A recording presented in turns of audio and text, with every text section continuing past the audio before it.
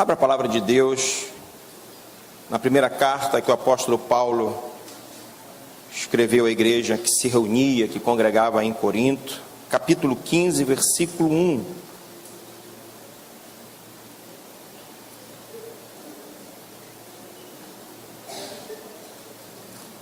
Primeira Coríntios, capítulo 15, versículo 1.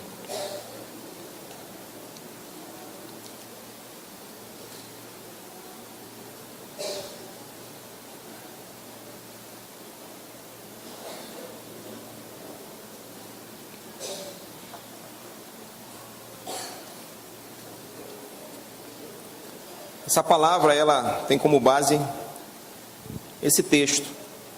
Usaremos alguns também para fazermos correlações com algumas coisas que iremos falar.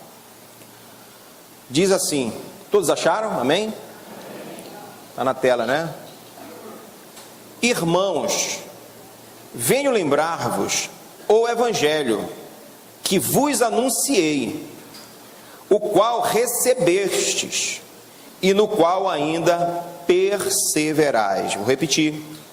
Irmãos, venho lembrar-vos o evangelho que vos anunciei, o qual recebestes e no qual ainda perseverais.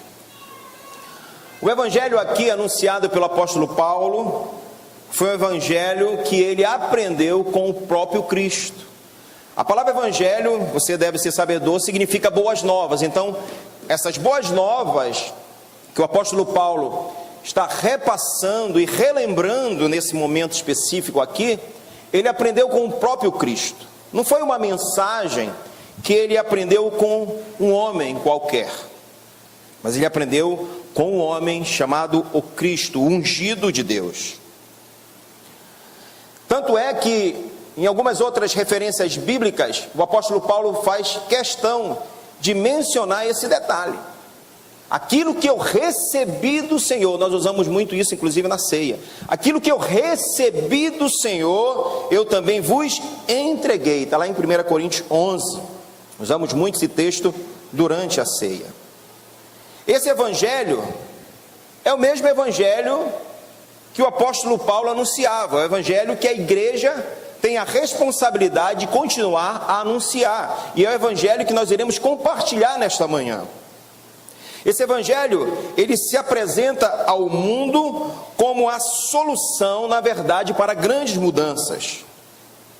Essa mensagem de Deus ao homem, o evangelho, ela tem que, na verdade, proporcionar a essa pessoa que ouve uma reação, ou uma resposta, pelo menos. Quando nós ouvimos essa mensagem, o homem que recebe esse evangelho, ele tem que reagir a essas boas novas. Do contrário, seremos apenas ouvintes. Mas a partir do momento que nós recebemos, eu tenho que reagir a este evangelho. Nesse contexto, nós percebemos que a igreja de Corinto, ao ouvir o evangelho anunciado pelo apóstolo Paulo, ela tanto recebeu as boas novas, como também fez deste evangelho um fundamento de vida. Eles se firmaram neste evangelho. Eles estavam firmados diante do Senhor do evangelho, na palavra anunciada pelo apóstolo Paulo. Eles receberam e fincaram os pés nas verdades deste evangelho. E nós, como igreja do Senhor Jesus Cristo, precisamos agir da mesma forma, precisamos fazer exatamente como a igreja de Corinto se posicionou, como ela fez. Se quisermos estar firmados diante de Deus, nós precisamos responder a este evangelho e nos firmarmos nele, amém?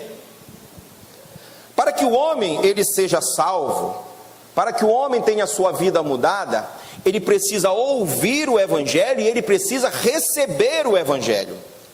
E isso é dado por Deus, é dado de graça. É pela graça de Deus que este evangelho se manifestou na minha vida e tem se manifestado na vida de tantas pessoas.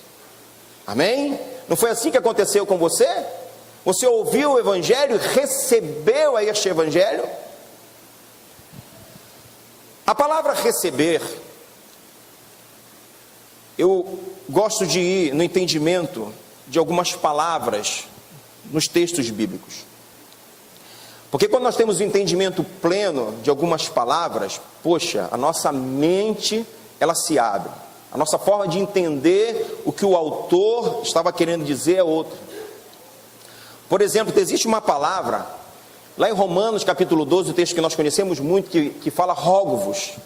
E essa palavra rogo-vos, ela é uma palavra que ela era usada no contexto militar.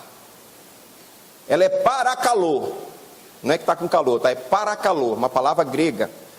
E essa palavra, ela tem um significado específico. Era uma palavra que era dada para um exército que ia para a batalha. Ou seja, o parakalô, rogo-vos, era uma palavra que determinava ir em busca de uma vitória.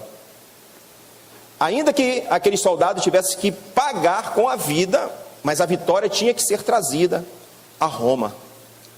Paulo, quando ele fala rogo-vos, irmãos, ele está dizendo, irmãos, olha, não deixe o mundo entrar na vida de vocês.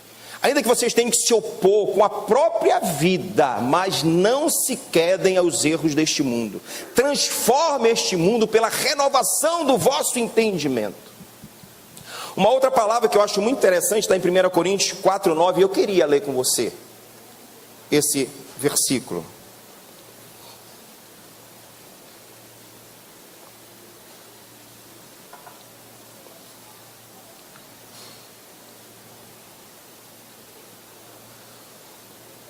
Diz assim, porque a mim, o apóstolo Paulo falando, porque a mim, me parece que Deus nos pôs, a nós, os apóstolos, em último lugar, como se fôssemos condenados à morte. Olha só, em último lugar, como se fôssemos condenados à morte. Porque nos tornamos espetáculos ao mundo, tanto a anjos como a homens. Essa palavra aqui, último lugar, é UPDT. Era uma palavra que era usada para escravos que eram colocados no último porão das embarcações. Então ele está dizendo aqui, olha, me parece que o Senhor nos colocou no último porão. Porque os soldados, ou melhor dizendo, os escravos que eram colocados no último porão para remar aquela embarcação, porque não existia o motor que nós conhecemos hoje, né, movido a diesel, era no remo. E esses escravos, eles iam para o último porão remar aquelas embarcações, e de lá eles só saíam mortos. Não bebiam água, não comiam, e eram chicoteados para continuarem remando, e só saíam dali mortos. A palavra é UPDT, último lugar, último porão. Mas essa palavra receber, quando eu fui procurar entender se tinha algum significado extraordinário, não tem nenhum significado extraordinário receber. Porque você pode receber uma boa notícia, você pode receber uma má notícia. Dependendo do contexto, esse receber, ou ele te alegra, ou ele te entristece. Mas quando essa palavra receber, ela está associada ao Evangelho de Cristo, essa palavra se torna extraordinária. Quando ela faz do contexto Evangelho, a palavra receber, ela muda a vida de um pecador. Então essa palavra Evangelho, ela é uma palavra extraordinária, quando nesse contexto das boas novas. E aí eu quero compartilhar com você 5 pontos, 5 coisas, situações, reação que precisa acontecer na vida de quem recebe esse Evangelho. A primeira é que quando duas coisas contrárias ou opostas uma à outra, elas se deparam com esse receber, uma tem que ficar para trás. Uma tem que ficar para trás. E quando nós recebemos o Evangelho, na verdade, nós precisamos então rejeitar o mundo. Não tem como receber o Evangelho e ter parcerias com o mundo ainda. E quando eu falo aqui de parcerias, Paulo teve uma preocupação certa vez, dizer: eu não estou falando para tirar eles do mundo, viu, Senhor? Né? E o Paulo diz: não, não é isso. Jesus também fala: guardem que eles estão no mundo, na sua oração sacerdotal. Eu não estou dizendo esse convívio no mundo. Nós precisamos nos relacionarmos, até com pessoas que não têm uma índole muito boa. E quando nos deparamos com essas pessoas, que bom, porque nós temos então uma oportunidade de testemunharmos na vida dessa pessoa. Mas eu estou falando aqui de um compromisso com as coisas do mundo. Quando nós recebemos o Evangelho, não tem como mais eu viver da mesma forma que eu vivia antes de receber esse Evangelho. Não existe essa possibilidade. Existem até pessoas que dizem que receberam o Evangelho, mas as suas atitudes não condizem com quem recebeu este Evangelho. Porque receber o Evangelho é rejeitar, é abandonar as práticas mundanas. Agora isso, na verdade, demonstra o quão o Evangelho, ou melhor dizer, o quão receber o Evangelho é radical. Não é, meu pastor? Eu sempre lembro do Senhor quando eu falo que o Evangelho é radical. Receber o Evangelho significa, na verdade, surfar sobre as ondas do radicalismo. Não tem como. Receber é seguir a chamada do Evangelho, porque o Evangelho, quando nós recebemos, ele nos chama para uma atitude, para uma ação. Receber o Evangelho é rejeitar tudo aquilo que pode ser visto com os nossos olhos naturais e trocarmos essa visão natural por uma visão de fé. Hebreus 11:1, o que é que diz lá? Ora, sem fé, a fé, melhor dizendo, é a certeza de coisas que se esperam, a convicção de fatos que não se veem. Então, receber o Evangelho é ter uma visão, na verdade, movida, direcionada pela fé, sem entender em alguns momentos aonde aquele negócio vai dar. Mas se eu recebi o Evangelho, eu tenho que crer que esse Senhor do Evangelho é aquele.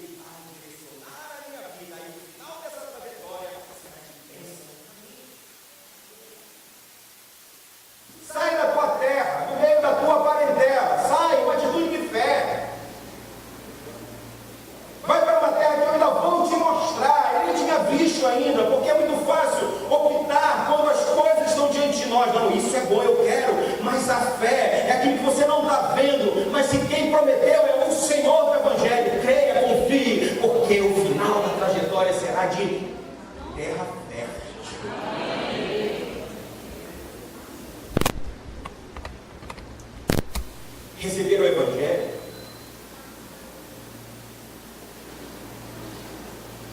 significa rejeitar a autonomia pessoal,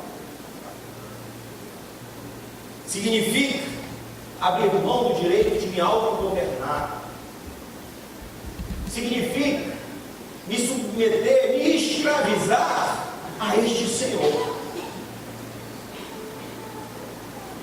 Parece meio complicado, né, para algumas pessoas ouvirem isso.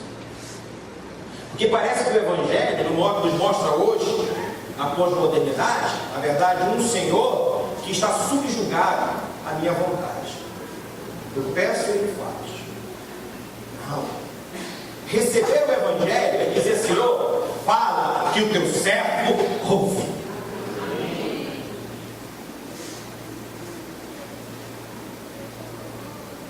Receber o Evangelho é rejeitar a maioria dos nossos pontos de vista, a fim de nos juntarmos a uma minoria censurada, chamada de igreja. Você entendeu isso? Receber o Evangelho é nos associarmos, nos juntarmos com uma minoria que vai na contramão do mundo. E essa minoria se chama Igreja do Senhor Jesus Cristo. Não existe a possibilidade de quem recebe o Evangelho de ter a parceria com o mundo a ponto de dizer: todo mundo está fazendo, eu vou fazer. Nós não somos todo mundo, nós somos filhos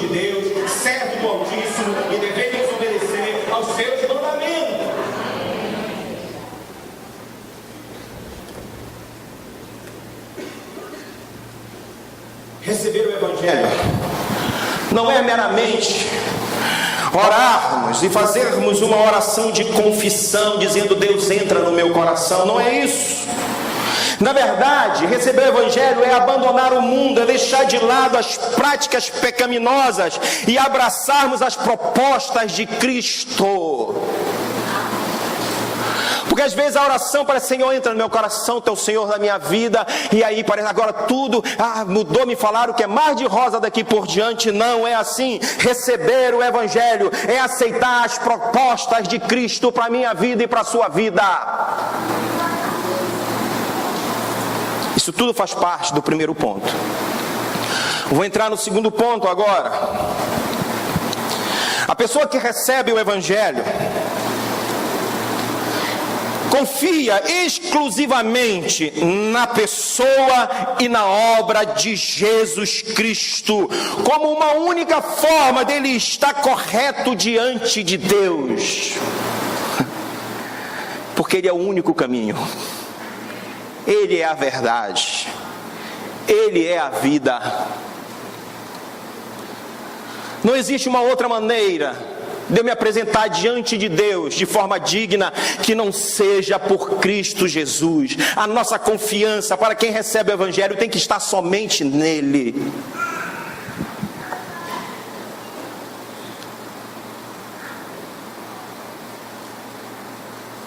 Eu sou o caminho, eu sou a verdade, eu sou a vida, disse o Senhor Jesus.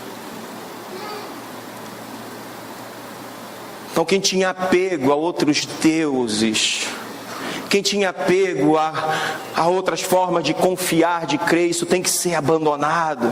Porque quem recebe o Evangelho só tem o olho firmado, os olhos firmados em Cristo, na cruz. E a cruz vazia, porque a cruz vazia significa que Cristo ressuscitou. E Ele é suficiente para me levar diante de Deus em justiça.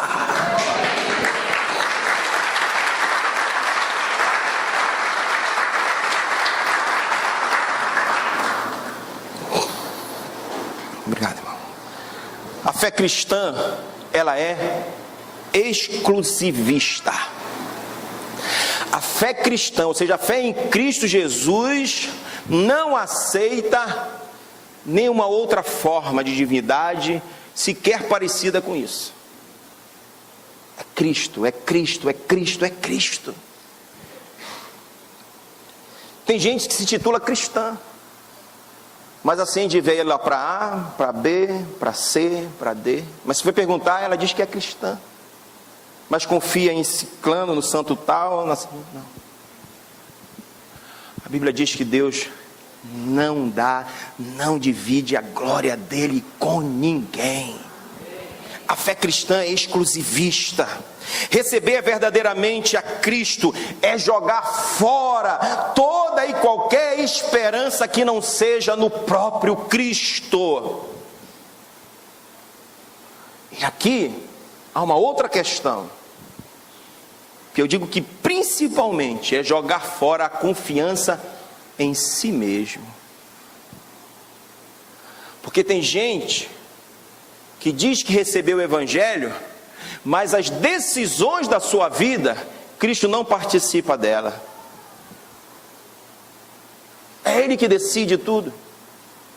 É Ele que determina o que vai fazer. Porque Ele confia na sua capacidade intelectual, Ele confia nas influências que tem, Ele confia nos amigos que tem. Assim diz o Senhor: maldito o homem que confia no homem e faz da carne o seu braço e aparta o seu coração do Senhor. Jeremias 17:5. Mas bendito é o homem que confia no Senhor e cuja esperança é o Senhor. Jeremias 17:7. Essa pessoa que confia em Deus, ele é como árvore plantada junto às águas, que estende as suas raízes para o ribeiro e que não receia quando vem o calor, mas a sua folha fica verde, e no ano de sequidão não se perturba, limpa, nem deixa de dar frutos. Jeremias 17:8. Essa é uma mensagem para aqueles que confiam no Senhor. Quantos confiam no Senhor? Terceiro ponto: receber o Evangelho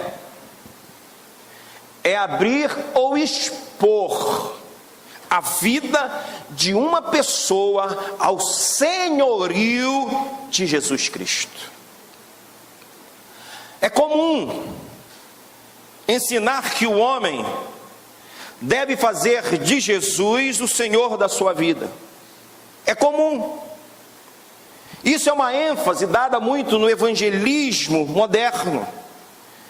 Mas eu penso, queridos, que seria melhor nós anunciarmos da seguinte maneira: que o Senhor Jesus, Ele já é Senhor sobre todas as coisas. Ele já é Senhor sobre a vida do homem. Quer o homem o aceite para ser Senhor sobre ele ou não, Ele já é Senhor, porque todas as coisas foram criadas por Ele e para Ele. Deus é dono de todas as coisas. Tem gente que acha que é dono da sua vida. Você não é dono da sua vida. Deus é Senhor sobre você. Quer você o aceite ou quer você cerre a sua mão contra essa verdade. Deus é Senhor. Todo joelho se dobrará e toda língua confessará que Jesus, Ele não será, Ele já é o Senhor sobre a tua vida.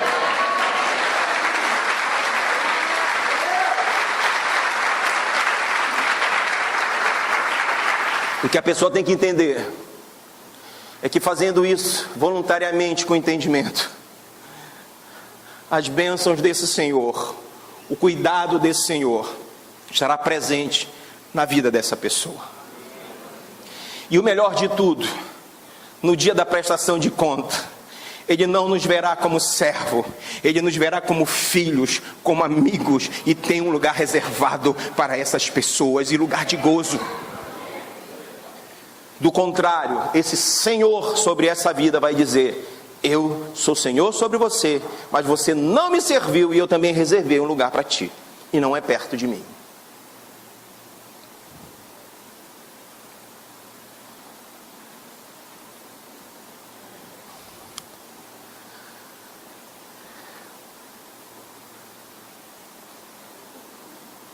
Você sabia, queridos, e talvez isso entre em choque com muitas coisas que nós temos ouvido, que esse Senhor, após nos alcançar com a sua graça, com o seu Evangelho, Ele é tão Senhor sobre a minha vida, que ao mesmo tempo que Ele diz: vinde a mim, você que está cansado, Ele pode depois dizer para mim: já que tu és meu servo, eu sou o teu Senhor, eu vou te levar para um lugar aonde tu vais entregar a tua vida por mim. Receber o Evangelho é ter esse entendimento de que Ele irá fazer da nossa vida o que Ele quiser fazer, até solicitar a minha vida, até solicitar que eu morra, que eu entregue essa vida em prol do Evangelho. Parece que é difícil nós entendermos isso, porque nós estamos vivendo num país livre.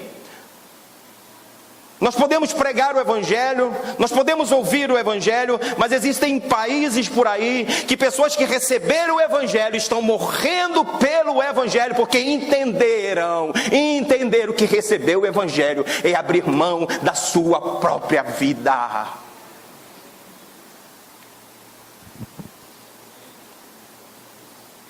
E às vezes por muito menos nós temos desistido de obedecermos ao Senhor. Mateus 11:28, só para você entender bem, respaldado pela palavra de Deus, o que eu acabei de dizer.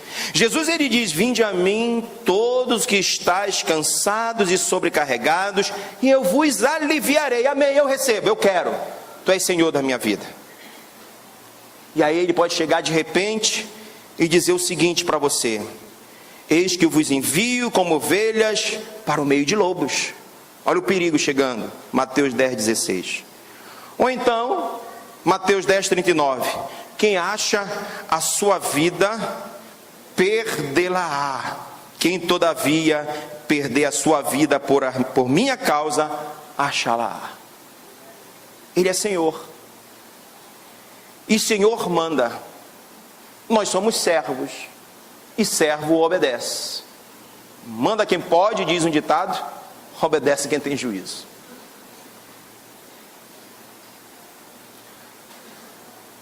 Então o que poderia, tendo esse entendimento, ser mais sensato do que não entregar a sua vida a esse Senhor e deixar Ele conduzir a minha vida, porque Ele é um Deus onipotente, Ele é o Criador e sustentador do universo, Ele é um Deus de amor, Ele é um Deus eterno, Ele mesmo deu a sua vida por nós. Existem pessoas que servem alguns deuses falsos por aí, onde eles têm que entregar a sua vida para mostrar o amor deles pelo Deus que eles servem. O Deus que nós servimos primeiro morreu por nós, foi o único Deus que entregou a sua vida pelo servo. Ele fez isso primeiro, Ele deu exemplo primeiro. Ele entregou a sua vida por mim, Ele entregou a sua vida por você. Ele deu exemplo. Quarto,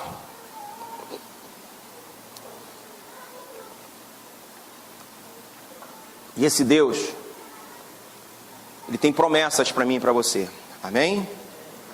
E as principais promessas de Deus para a minha vida e para a sua vida, elas não vão se cumprir nesse plano terreno. Muitas delas nós já temos gozados e muitas outras iremos gozar, mas as principais promessas do Senhor irão se realizar na eternidade. E Ele é fiel para cumprir. Ele não é homem para que minta, nem filho do homem para que se arrependa. Quando Ele anunciou o Evangelho para você, através de uma pessoa, através de uma canção, não sei como aconteceu, Ele já estava olhando para você com uma proposta linda para a sua vida.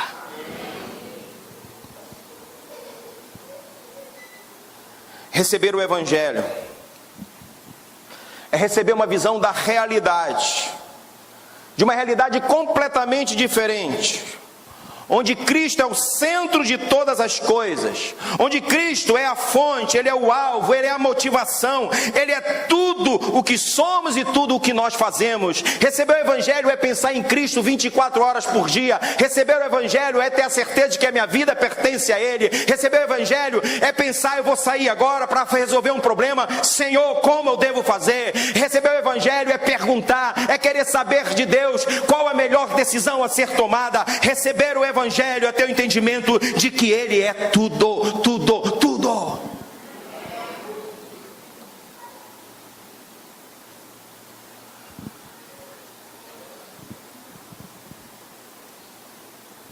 O efeito de receber o Evangelho, a verdadeira conversão, ela acontece na vida de algumas pessoas de uma forma bem radical. Na vida de outras pessoas ela é bem gradual, mas ela vai acontecer.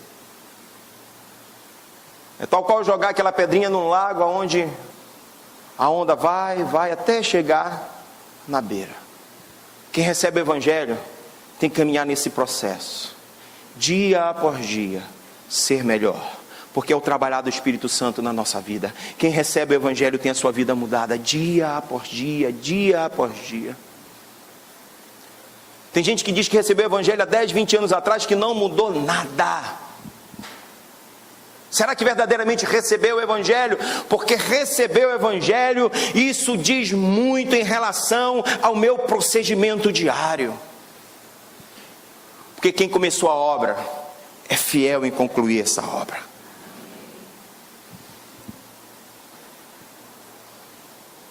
Quem recebe o Evangelho, preste atenção, não recebe o Evangelho como uma adição à sua vida anterior. ou como uma substituição a outra coisa.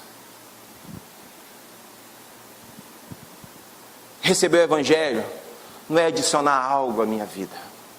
Não é. E você vai entender. O quinto ponto. Receber o Evangelho, queridos, é ter Cristo como a própria fonte de sustentação. Cristo não pode ser recebido como parte da minha vida, como uma adição, como um acessório.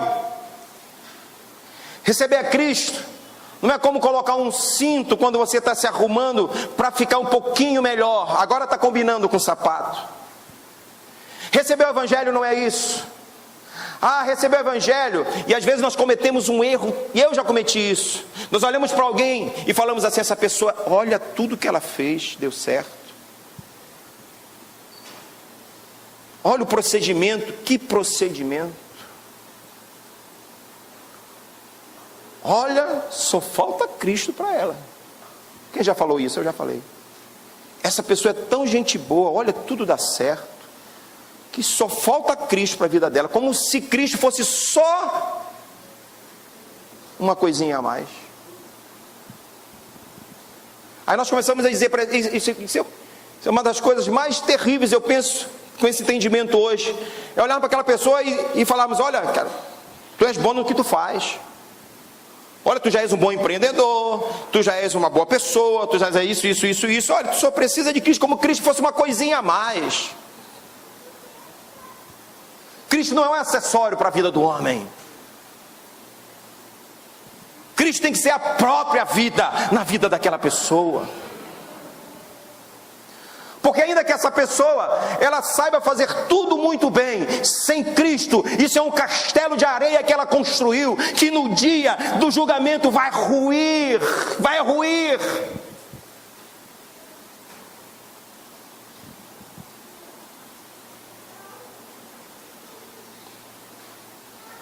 Parece que ele precisa só de Jesus para completar o seu lado bom. Jesus é um detalhe, o Evangelho é só um detalhe. Receber o Evangelho de Cristo é receber o próprio Cristo, o autor da vida, como Senhor da minha vida. Como Paulo disse: não vivo mais eu, mas Cristo vive em mim. Colossenses 3,4.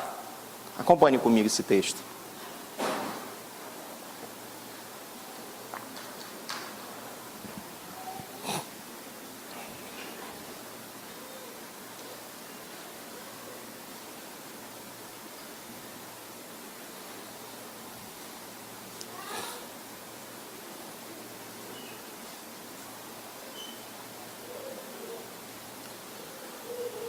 O apóstolo Paulo: quando Cristo, que é a nossa vida, Ele não é só uma adição na minha vida. Quando Cristo, que é a nossa vida, se manifestar, então vós também sereis manifestado com Ele em glória.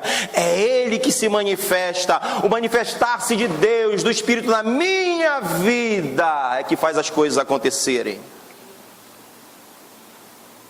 Não é a minha manifestação, a minha própria exaltação, e Cristo é apenas uma coisinha a mais, um detalhe a mais. Não.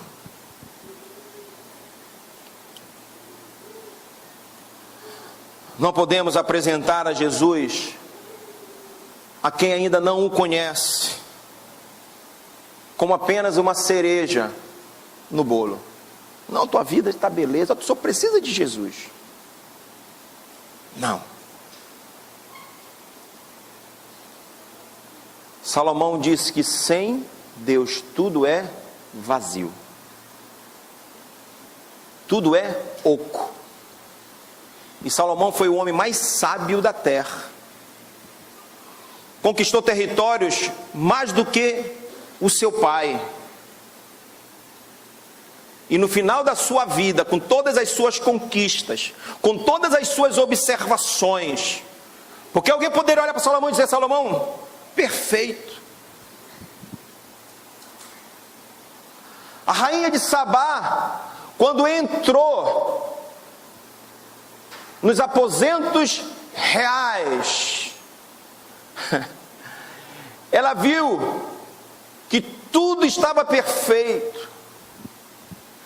Ela disse: olha, eu estou aqui para ver em loco o que realmente é esse negócio, porque chegou aos meus ouvidos que aqui é tudo perfeito. E ela disse: no andar dos servos, no subir a escada dos servos, no arrumar a mesa, tudo era perfeito. Foi a visão dela, era mais ou menos: olha, tudo é perfeito na tua vida. Mas o próprio Salomão, no final da sua trajetória, ele disse: tudo sem Deus é vazio. Não importa o quanto tu tens, o que tu conquistaste, o que tu fizeste, sem Deus na vida, tudo é oco, tudo é vazio. Não tem valor. Não tem valor. Então não importa o quanto você tenha, não importa o quanto você é inteligente, o quanto você tem poder de barganha, de negociação, o quanto as coisas caminham bem, sem Jesus na sua vida, o teu castelo vai ruir, porque a tua vida é vazia. Não adianta ganhar o mundo inteiro e perder a alma. Jesus não é a cereja do teu bolo. Jesus tem que ser o Senhor da tua vida, a tua própria vida, querido. Isso é receber o Evangelho, é sair de casa e não confiar no poder aquisitivo que tu tens, não é confiar nas amizades, não é confiar porque tudo está funcionando bem. Receber o Evangelho é dizer: Senhor, tudo que tenho, tudo que sou é teu, Senhor. Sem o Senhor nada eu posso fazer. Isso é receber o Evangelho.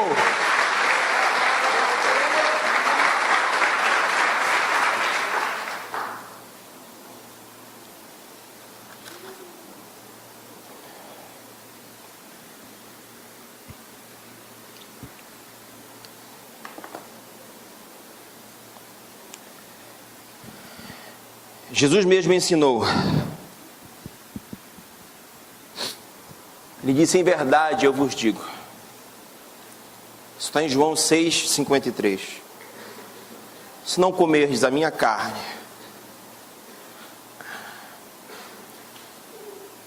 a carne do Filho do homem,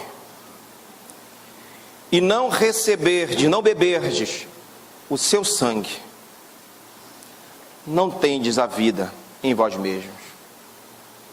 Eu tenho que comer da carne e beber do sangue. Se eu recebi o Evangelho, eu como a carne e bebo sangue. Eu vivo as renúncias desta vida. Eu direciono a minha vida aos cuidados do Senhor. Eu passo a confiar no Senhor.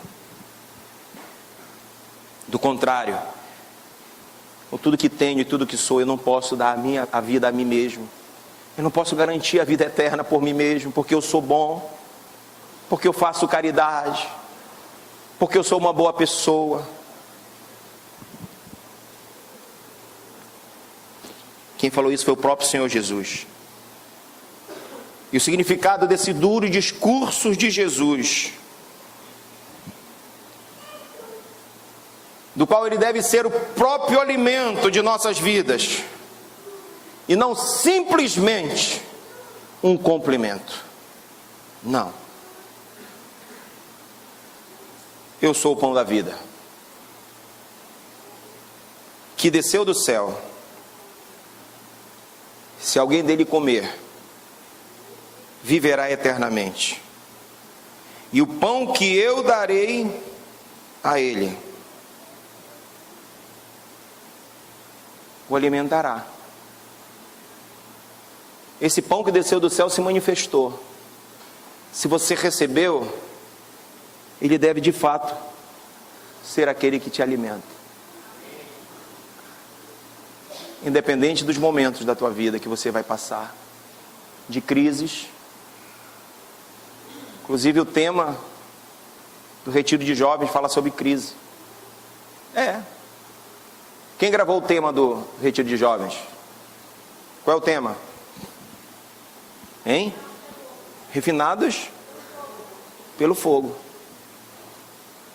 Você sabia que ser refinado pelo fogo, isso acontece no meio das crises? O ouro, ele é refinado pelo fogo. A palavra crise vem de crisolar. Crisolar vem de crisol. O crisol é o produto que o ourives usa quando ele coloca no ouro ainda impuro.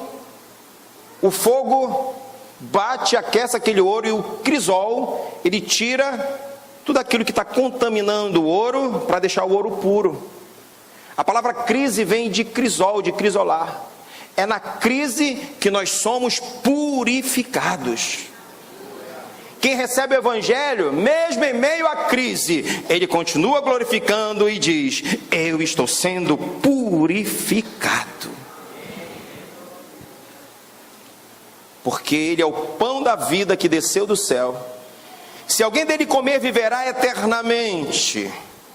E o pão que eu darei pela vida do mundo, e a minha carne é esse.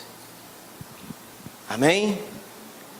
Quantos têm comido de Deus, do pão que desceu do céu, que é o próprio Jesus? Se isso tem acontecido na sua vida, é porque você recebeu o Evangelho. E se você recebeu o Evangelho, guarde tudo que você ouviu e faça dessa preciosidade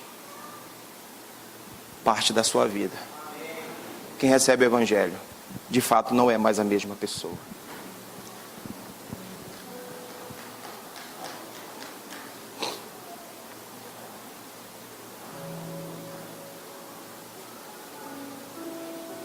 Como nós gostamos de ouvir esse texto que diz assim: que o mundo verá a diferença entre aqueles que servem ao Senhor e aqueles que não servem. E geralmente nós nos colocamos no meio da multidão dos que servem ao Senhor. É assim que a minha mente funciona, não sei se a tua funciona assim. O mundo verá a diferença entre os que servem, deixa eu ir para o lado direito, né? E os que não servem. E nós nos colocamos logo do lado do que servem, porque eu entreguei minha vida a Jesus. E aí o pensamento continua, porque aquele grupo lá que não serve ao Senhor verá a grande diferença do agir de Deus na minha vida, as bênçãos que Deus vai derramar sobre a minha vida. Lá não chove, mas aqui chove. Lá não tem, mas aqui tem. É assim que nós pensamos. Pelo menos eu. Às vezes já me peguei pensando assim. E eles verão a diferença entre os que servem e os que não servem, porque a graça de Deus está sobre nós. Mas recebeu o Evangelho? Pensando esses dias, não que isso não aconteça, mas recebeu o Evangelho e pensando nessa palavra, tem que ser assim. Esse grupo que não serve ao Senhor, eles têm que ver a diferença do meu agir em relação ao agir dele. Não é naquilo que está acontecendo, vindo do céu para a minha vida. Não é no vertical, tem que ser no horizontal. Eu faço tudo errado, eles fazem tudo certo. A minha confiança está em outros deuses, em pessoas, e eles confiam em Deus. Em meio à crise eu me desespero, em meio à crise eles glorificam.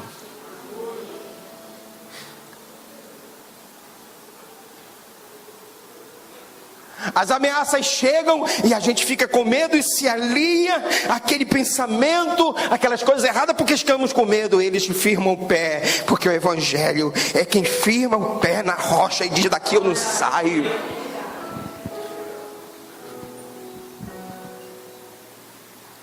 E aí quando nós agimos assim, o vertical acontece, eu creio. Mas se você diz que recebeu o Evangelho e a tua vida continua a mesma coisa, você tem desejo pelas mesmas coisas, você não abriu mão de nada, porque você diz: eu entreguei minha vida a Jesus, mas quem manda na minha vida sou eu. Eu recebi o Evangelho, orei para que Ele fosse Senhor da minha vida, mas as decisões da minha vida quem toma sou eu. Na empresa, quem manda sou eu. Não há diferença entre aquele grupo e esse grupo que você pensa estar. Não há diferença porque você não está aqui. Você pensa que está, mas você está aqui.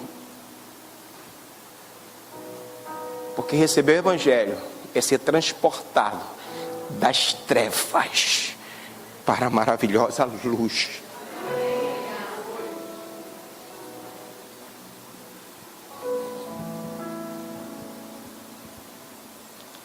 É abrir mão de si mesmo.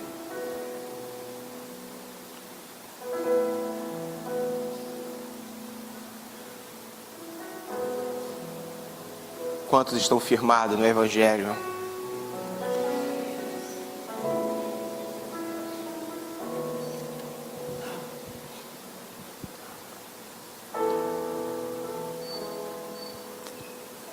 Vamos cantar essa canção, querido.